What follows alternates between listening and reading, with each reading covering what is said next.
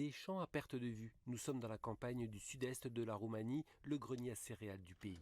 C'est ici que Costin Radulescu a repris depuis quelques années l'exploitation familiale à Dâlga. Il y produit sur 550 hectares du blé, du maïs, du tournesol ou encore du colza.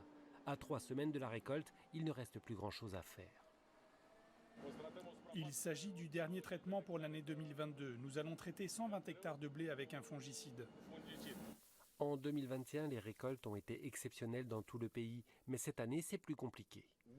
Le grain de blé n'est pas encore complètement formé. Nous attendons la pluie. On produira probablement la moitié de la récolte espérée. Costin Radulescu est obligé d'arroser régulièrement ses champs pour lutter contre la sécheresse. Ici, la terre est très riche, mais cela ne fait pas tout. La vétusté des canaux d'irrigation gérés par l'État et hérités du régime communiste limite les rendements. Nous avons donc accès à absolument tous les intrants et toutes les nouvelles technologies. Surtout, depuis que nous utilisons ces nouvelles technologies, nous n'avons pas labouré toute la zone depuis environ 6 ans. La seule chose qui nous manque, c'est l'eau. Dans ces conditions, difficile pour cet exploitant de changer ses productions, même si la guerre en Ukraine a créé de nouveaux besoins alimentaires. Pour cet expert, la Roumanie peut augmenter légèrement ses exportations, mais cela ne changera pas la donne. L'année dernière, nous avons pu fournir et produire un peu plus d'excédents. Par exemple, 1 million de tonnes de blé, entre 1 et 2 millions de tonnes de maïs, et des volumes plus marginaux de graines de colza, de tournesol et d'orge.